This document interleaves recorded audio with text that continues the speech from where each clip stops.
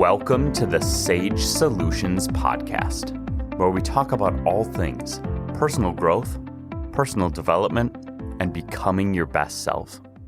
My name is David Sage, and I am a self-worth and confidence coach with Sage Coaching Solutions. Happy New Year, everyone. It's now January. Many of you probably have some great New Year's resolutions.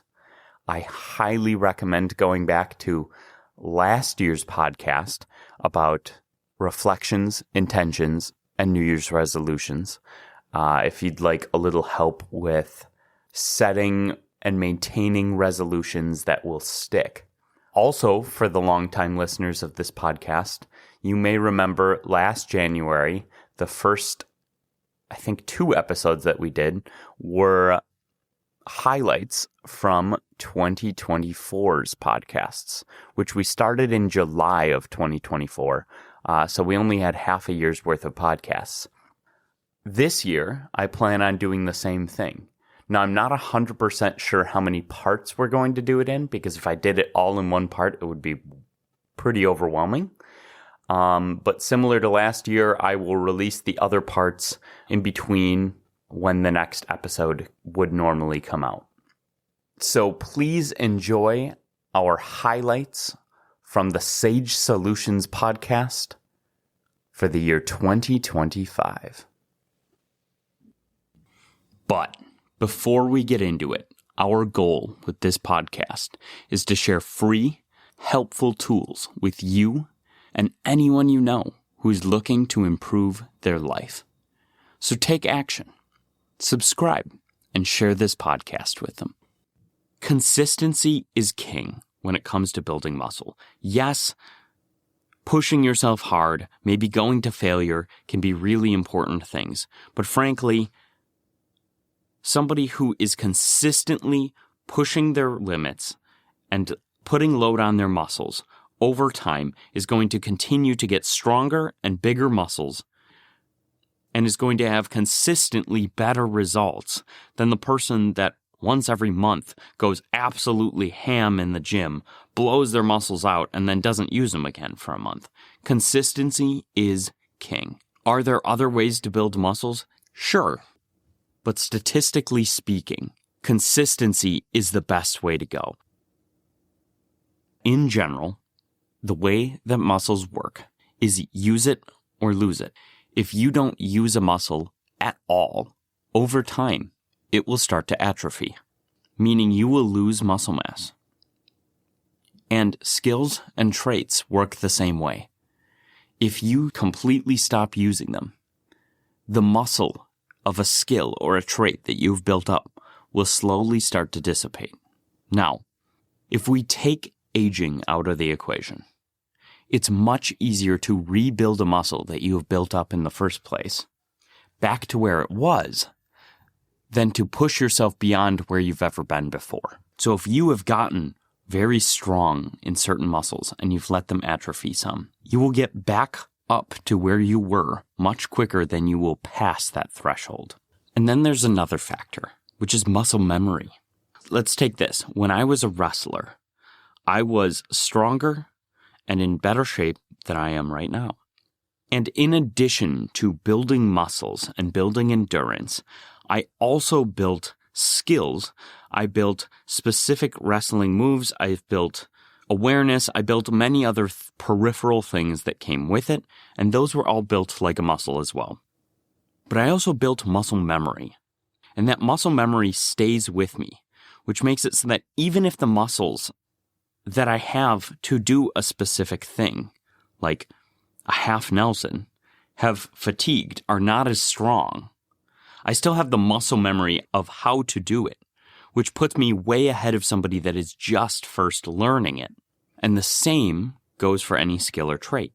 While not using it may have caused the muscle of that skill to atrophy or weaken and fatigue, you can build that muscle back up quicker, and you still have the muscle memory of how to do it, putting you at a huge advantage.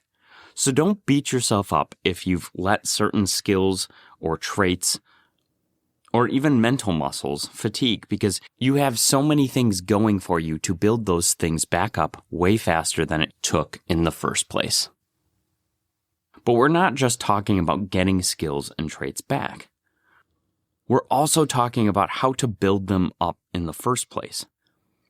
From both my personal experience and the statistical data around the subject, consistency is king when it comes to building muscle. Yes, pushing yourself hard, maybe going to failure can be really important things. But frankly, somebody who is consistently pushing their limits and putting load on their muscles over time is going to continue to get stronger and bigger muscles and is going to have consistently better results than the person that once every month goes absolutely ham in the gym, blows their muscles out, and then doesn't use them again for a month. Consistency is king. Are there other ways to build muscles? Sure, it's possible. But statistically speaking, consistency is the best way to go.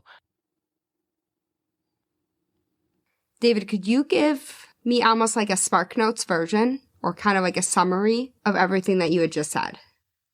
Yeah, sure, I can do that. All right, so first, everyone deserves to fill up their inner cup. By filling up your inner cup, you're in such a better place to actually do these other core fundamentals. You are so much more likely to focus on your locus, take control of your perspective of reality, critically think or think in shades of gray, or build that muscle of whatever you're trying to build in your life. If you focus on your locus of control, you are freeing up so much of your mental and emotional space that it's going to be so much easier to have curiosity, to think critically, to think in shades of gray. It's going to be so much easier to take control of your conscious perspective, especially because that is something in your control. It's going to be easier to build that muscle because you're not worrying about all of these things that are out of your control. Instead, you're focusing on the things that are in your control, like building a skill like a muscle, or doing things to take care of yourself to fill up your cup. Lifelong learning in shades of gray means that you have the intellectual humility to learn all of these different things. It means that you're curious enough to dive into them and be open to these new concepts. It means that you're still critically thinking and not just blindly accepting everything that I say and making sure that it makes sense to you first. And it means that you're viewing these as shades of gray and realizing that these aren't applicable in literally every situation or that they can be taken too far. Sometimes you're going to worry about things that you can't control.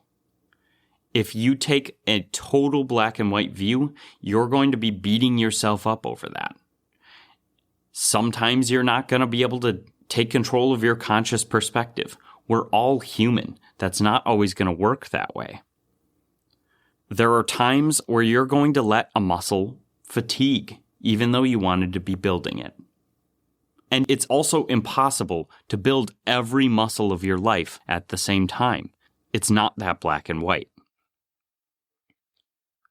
Just like we talked about, filling up your cup also means that sometimes you have to pour into other things even when it's not fully full. Because real life doesn't work that way. You're not always going to have a full cup when you have things that you need to do. By taking control of your conscious perspective and understanding that your perspective of reality shapes your experience of reality, you can take a helpful perspective. And frankly, each of these other core fundamentals are just helpful perspectives. I don't really have to go into this one because applying any of these other fundamentals are just helpful conscious perspectives to be taking towards your life. And lastly, each of these different concepts, focusing on your locus, perspectives of reality, lifelong learning in shades of gray, and filling up your cup. These are all skills that we build like a muscle. The more you do them, the more you think about them, the more you work on them, the more you apply them, the stronger these fundamental muscles will become. Many people equate the philosophy of Stoicism to the modern word stoic. There are two different definitions to the word stoic. One is a devotee of Stoicism. The other, more commonly used one today, is someone who doesn't show their emotions, who is unresponsive to something that might normally elicit an emotion from someone. This is not what Stoicism's about. It's not about suppressing or ignoring your feelings. It's not about becoming some emotionless robot. Instead, it's about developing mastery over your emotions so that they don't control you. The Stoic is often the person that people refer to as their emotional rock. The person who is excellent in an emergency situation, who snaps into action and gets things done in a crisis. I want to share a personal story that really tested my ability to stay calm and to apply Stoic principles in the midst of a serious crisis. Several years ago, my father called me and he just sounded off. He then told me that he was pretty convinced he was having the start of a stroke. He started feeling numb and off on one side of his body, and when he was trying to mow the lawn, he couldn't turn the riding mower quite right. And when he tried to button his pants, one side of his body wasn't allowing him to do it. Naturally, I was terrified.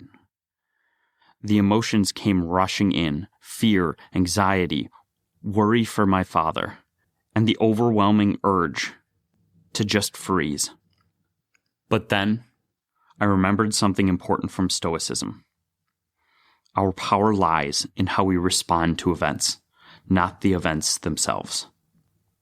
As the emotions started to surge, I took a step back and took a breath. Something Epictetus once said: we cannot choose our external circumstances, but we can always choose how we respond to them. I realized that panicking wasn't going to help my dad. What I could do was my response, my actions, and my ability to stay calm and level-headed in a high-stress situation. And in that moment, I put the 4 Stoic virtues to work. Wisdom was about quickly assessing the situation and deciding on the best course of action. The situation called for urgency, so I immediately took action and drove over to pick him up, like he was asking me to do since I only lived like 2 minutes away. Courage meant acting in the face of the fear that I didn't know what was going to happen to my dad. There was a lot I didn't know about what was happening. But I had to move forward despite my fear and my uncertainty. Justice came later and was about being fair to myself, not beating myself up for not being perfect in this situation, for occasionally feeling that fear spiking. It was about having self-compassion and not repeatedly asking myself, what if I got him there faster? What if it isn't fast? What if I didn't get him there fast enough? And temperance was about not letting my anxiety dictate my actions. Now, in this situation, I was utilizing the energy that the anxiety was causing me, but I was trying my absolute best to keep a stoic mindset and keep my head about myself. I knew that staying composed would allow me to make better decisions and offer my dad with the support he needed. I called upon wisdom by asking him questions so I could also help understand the situation better and answer questions for the doctors as best as I could. As we made our way to the hospital, I was speeding, but not an amount that might get us pulled over, because taking that risk wasn't worth it. I couldn't afford the delay. The hospital was pretty close. I kept reminding myself that this situation was terrifying, but it wasn't something I could control. I couldn't make him not have a mini stroke. I couldn't control whether he was going to be okay or how serious it could be. But I could control my actions and my mindset. I could keep myself calm and focused, which would help me be the best support that I could for him. In that moment, it wasn't about me. It was about him. It was about doing my best. Thankfully, it turned out that he was only having a mini stroke, and the medicine that they gave him cleared it up before there was any permanent damage. But even though the outcome turned out okay, the situation was still incredibly stressful. I'm not saying it was easy, but through the lens of Stoicism, I was able to focus on my locus and take control of my conscious perspective to be the most effective and helpful version of myself, to stay calm and take action. What I'm trying to say is that life doesn't always give us smooth sailing, and unexpected crises can hit at any moment.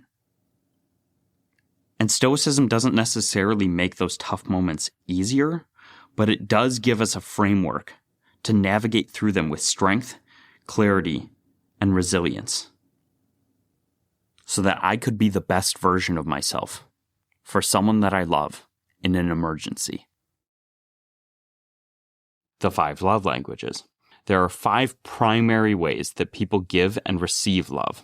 These are, number 1, words of affirmation.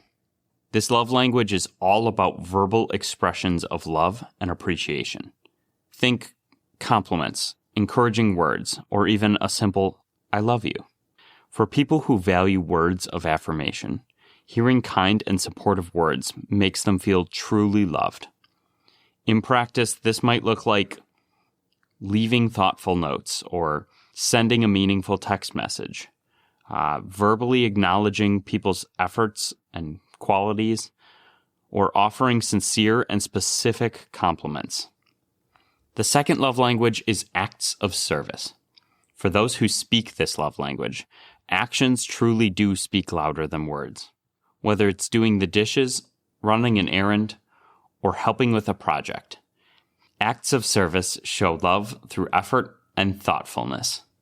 A couple of examples include helping with chores without being asked, preparing a meal when the person is stressed, running errands for them, and fixing something they've been meaning to repair. The third love language is receiving gifts. This one isn't really about materialism, like some may think. It's about the thought and effort behind the gift, not just getting stuff. For people with this love language, a meaningful gift, no matter how small, is a powerful symbol of love and care. Some key aspects include that the gift does not need to be expensive.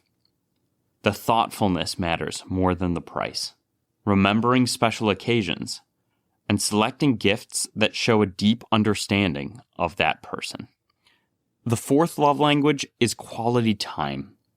This love language is all about undivided attention, whether it's a deep conversation, a shared activity, or just sitting together in silence. Quality time makes these individuals feel valued and connected.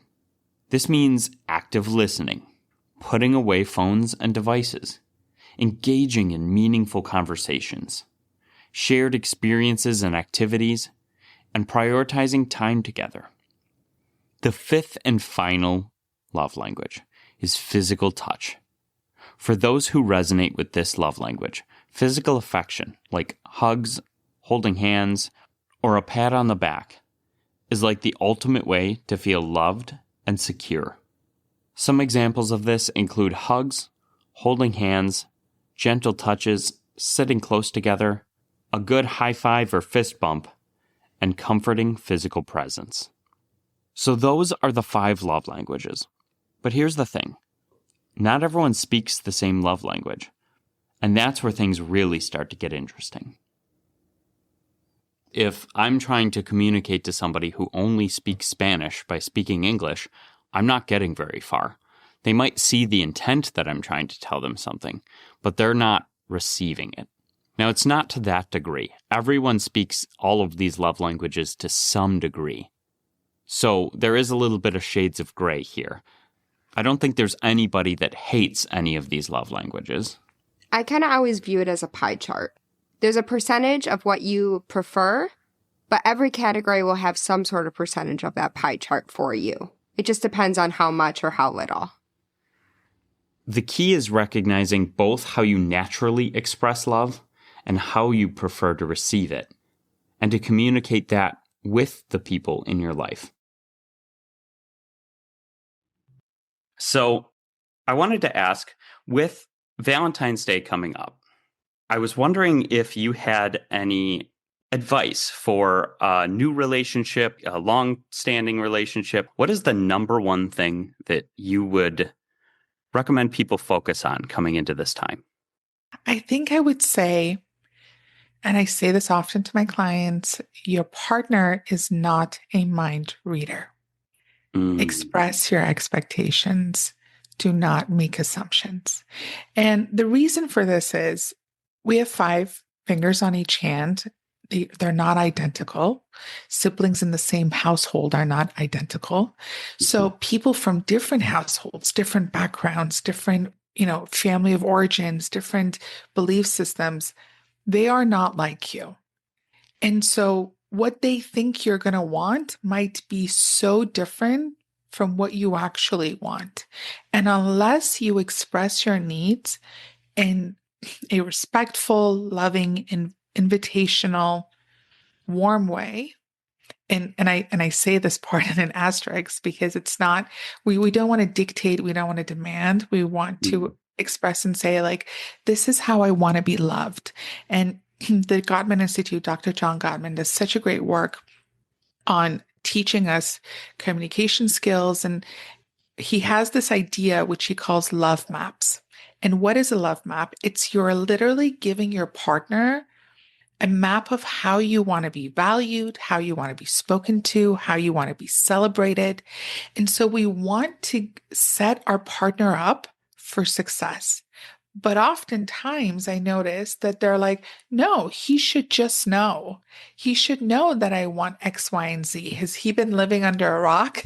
And like, I hear this often. And I always have to remind people, no, because he might have grown up, for example, seeing his dad buy his mom a cup of coffee, and that was their love language, and that meant something for them. And he'll come and he'll do the same thing for you, but that doesn't hold the same meaning for you. It doesn't hold the same value for you. So now you're disappointed thinking, my partner doesn't love me. And your partner's thinking, when my mom got that coffee, she felt so loved. So it's like a huge question mark of like, what am I doing wrong? And we get stuck in this loop of like, so you don't love me enough. And then there's like this, we go into different dynamics of like pursuing, withdrawing. A lot can happen.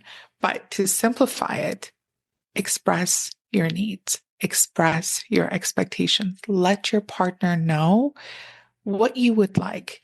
This is how I want to be loved. This is how I want to be celebrated. This is how I want us to celebrate Valentine's Day. Have a conversation around that. Give your partner the tools to win. Set them up for success. That's what I would say. I understand that priming has several different meanings, but I'm talking about the kind of priming that is often referred to by Tony Robbins. Consciously shaping your mental and emotional state to perform at your best. Priming yourself at the beginning of the day to have a great rest of your day. As Tony says, emotions are created by motion.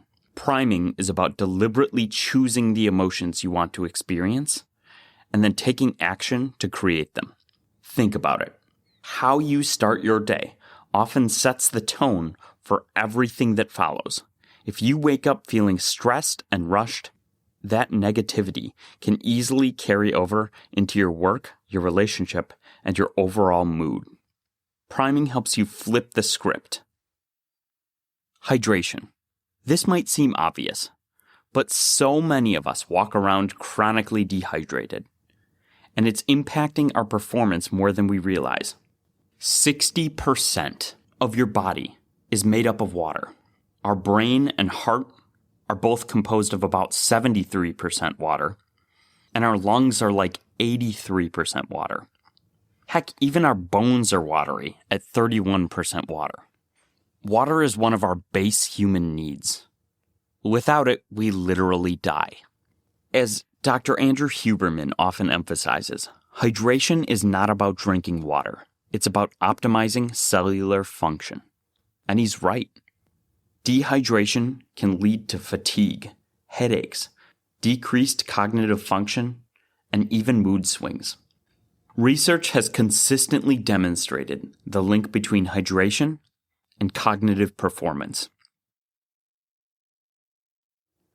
We're covering the difference between service and hospitality. Two concepts that may seem similar on the surface, but when we dig deeper, we reveal entirely different potentials for impact. Now, you might be thinking, isn't service enough? After all, service is something that we rely on every day. While service is certainly useful, hospitality is a far more powerful force. As Maya Angelou once said, people will forget what you said. People will forget what you did. But people will never forget how you made them feel. And that, my friends, is the heart of hospitality. Let's start with the least helpful of these three approaches, arguments. Arguments are often emotional, and they can quickly become heated. In an argument, each party tends to focus on proving that they're right, sometimes at the expense of truly listening to the other side. When we argue, we let our emotions cloud our judgment, which can lead to being incredibly defensive, a feeling of resentment, or even full-on estrangement. One way to understand arguments is to view them as reactive rather than proactive. They usually involve a rapid exchange of opinions without pausing to explore the underlying problems or concerns. So, in other words, when we get really heated in an argument, it becomes very hard for us to see the other person as the person that we care about, and we just start to see them as the problem. We get into a box where we don't see them as a person, like you said, where they just become an obstacle in the way of us being right. Because really, when you get into a full-on argument, the goal isn't to figure it out or to seek the truth. You just want to be right. You just want to win. Now, it's hard to acknowledge that when you're in that heated, angry state. But generally, if an argument is happening, there are clearly two sides, and both sides are trying to win. The next way that we can approach disagreements is through a debate. Debates are a little confusing sometimes for people because they can have two different meanings and two different goals. And the reason that this gets confused is because of things like debate clubs or debate teams. Or even how debates are approached on TV through things like the presidential debate. Which, frankly, most of the time, those end up being Arguments. like half arguments. Yes. So let's be clear in what we mean when we're saying a debate. Debates, as we're defining them, are structured and goal-oriented. In a debate, the focus is often on trying to find the truth. And the best way to do that is to make the case of whichever side you are on in the debate as persuasively as you can, and by presenting as many logical arguments and actual pieces of evidence as possible. This approach values the exchange of ideas in a more formalized way. The most important part, though, is to keep it not emotion-driven. And in a non-formal debate, you don't have to stick to one side. Both people can kind of flip-flop back and forth because the goal is really to hash out the truth, not necessarily have only one side that you're representing. So the differences between a debate and an argument. are a debate seeks to find the truth on a topic or on what you're disagreeing about, whereas an argument seeks to win, to be right. And a debate is not emotion-driven. It's intended to be purely logical, truly trying to flesh out all of the pieces and evidence of a disagreement and understand what really is the truth here without feelings involved. Whereas an argument, naturally, involves feelings because you get defensive when you approach things from a point of view of, I'm trying to be right, and therefore you need to be wrong. Yes, right, exactly. But what about in circumstances where you and a partner, you and a friend, you and a coworker, or you and anybody really, disagree on something that doesn't necessarily need to be studied to determine the truth? Should we put ketchup or mustard on this hot dog? Yeah, do we want tacos or hamburgers for dinner? You don't really need to find the truth because there isn't the truth. Exactly. But you do need to come to a mutual understanding. So I would argue the most helpful way in those circumstances is to have a discussion. Rather than approaching what you're disagreeing on as my side versus your side, in a discussion you approach as us, the two people in the discussion, versus the problem that we're trying to solve together. In this way, especially when it comes to disagreements in a relationship that could become hurtful and could turn into an argument, when you intentionally both try to approach it from an us versus the problem mindset, you remove the problem from the other person and are better able to see them from a compassionate, empathetic lens. You're able to see them as the person you love and care about and keep their needs and your needs separate from the fact that you're disagreeing, right? Right. And from the way that we're defining a discussion, because there are lots of different types of discussions, what we're really talking about is a discussion surrounding a disagreement. And I think where arguments are about winning and debates are about the truth, I would say that a discussion is really about understanding. Right. In an argument, you seek to win. In a debate, you seek the truth. And in a discussion, you seek to understand and solve a problem together. Or, alternatively, agree to disagree. Not every disagreement is always going to resolve in agreement. True. But even with an agree to disagree, you could still gain a better understanding of the other person's point of view and thoughts and feelings on something. So ultimately, you're still seeking understanding. That's something that I'm a little bit proud of myself that I've been doing the last couple weeks very consistently, is that I have been making sure I get outside every day. And I set the whole goal of 10,000 steps because it's a very attainable goal. And I think it's just kind of the number that's jammed into our brains a little bit. And it's been so beneficial. I feel like my patience has been better, my mental and emotional health, and my mental clarity. So I cannot stress the importance of getting outside and going for a daily walk. Even if you only have 10 minutes, it's worth it. And I want to touch on something that you said earlier. We've already had an episode on mindfulness, and it's come up a number of different times. But being outside in nature is one of the best ways to practice mindfulness. To, while you're taking that walk that makes you feel so much better, actually paying attention and being mindful to the different sounds, to the feeling of the sun on your face, to the feeling of the wind on your skin. Being present in the moment with the things around you. It's not always about focusing on your breath or doing a guided meditation. Sometimes it's just being there in the moment. And nature is a great way to help you do that. Absolutely. Even if there's no birds or anything, you can still be looking at the shapes of the clouds, the way that trees are rustling, or maybe even just like different shades of colors. It's well known that being in nature has a positive effect on our mental health. Being outside is more than just a change in scenery. It's a powerful catalyst for improving our mental and physical health. Stepping outdoors means breathing in fresh air, soaking up sunlight, and even grounding yourself by reconnecting physically with the earth. Research shows that exposure to natural light can regulate our circadian rhythms, elevate our mood, improve sleep quality, and produce vitamin D.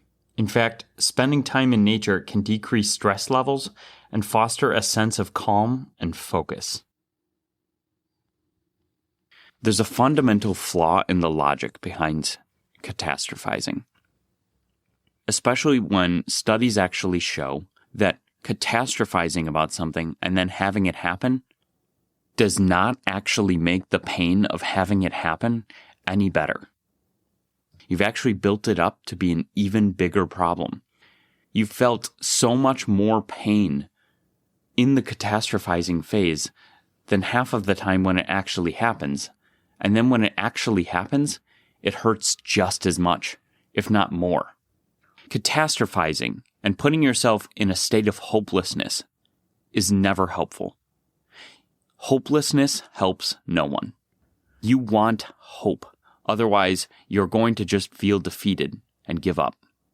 This is the big difference between worrying about something and planning for it. So instead of resorting to pessimism and catastrophizing and setting negative expectations, I'm going to make the argument for the opposite: optimism.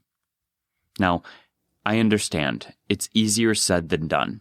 Just saying, hey, don't worry, isn't actually that productive. What I'm advocating for is what I'm calling rational or realistic optimism. This is where we do actually identify realistic things that could go wrong. But we have to be realistic.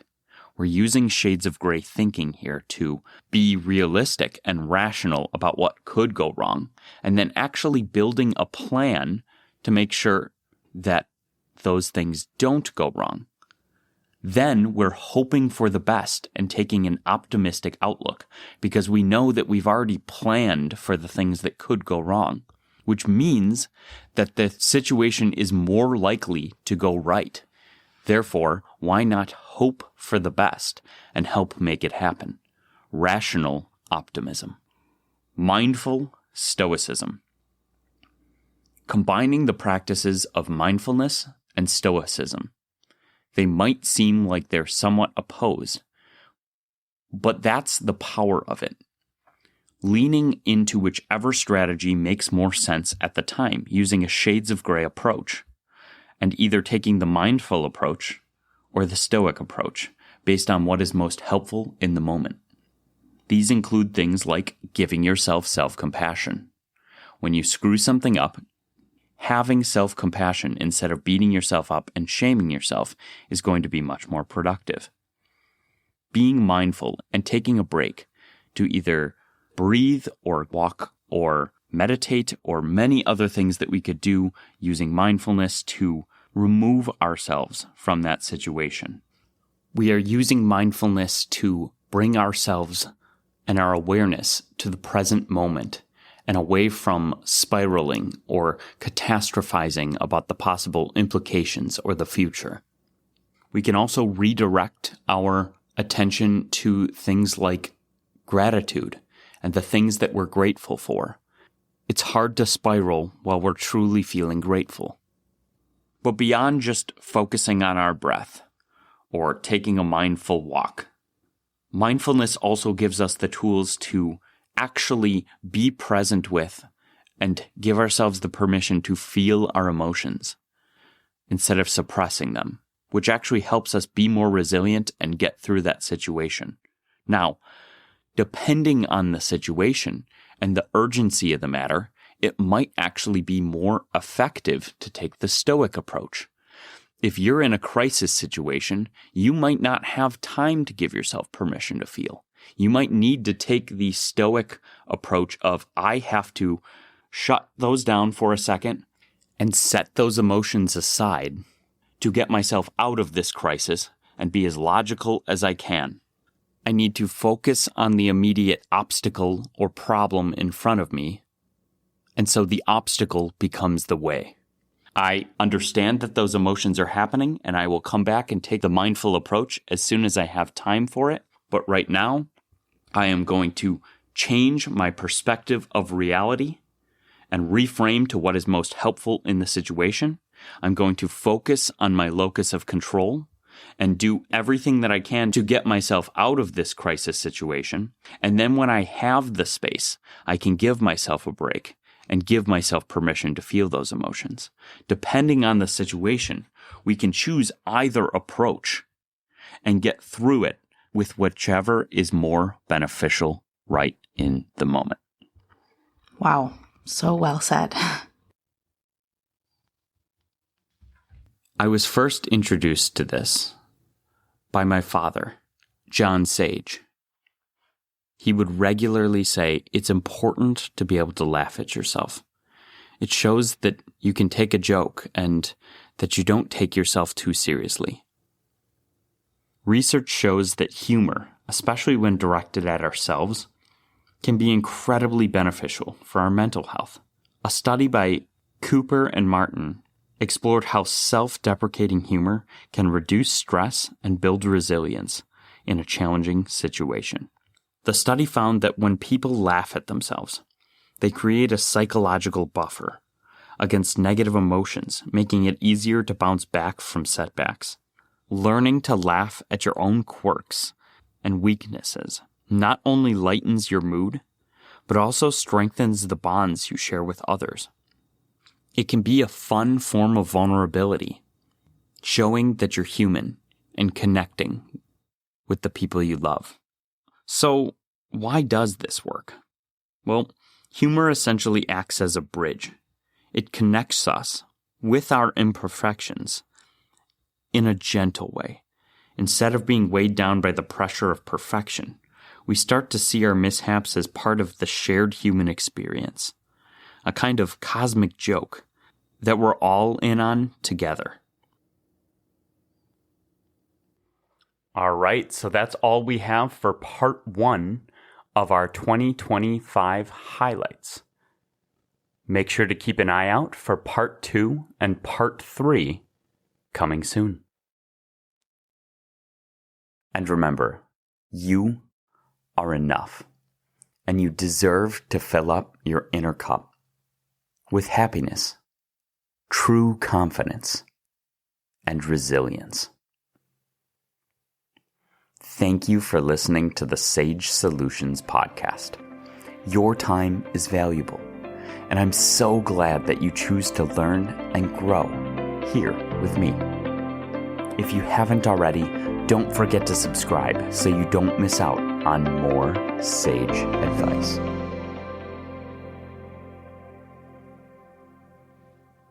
One last thing. The legal language. This podcast is for educational and informational purposes only. No coaching-client relationship is formed. It is not intended as a substitute for the personalized advice of a physician, professional coach, psychotherapist, or other qualified professional.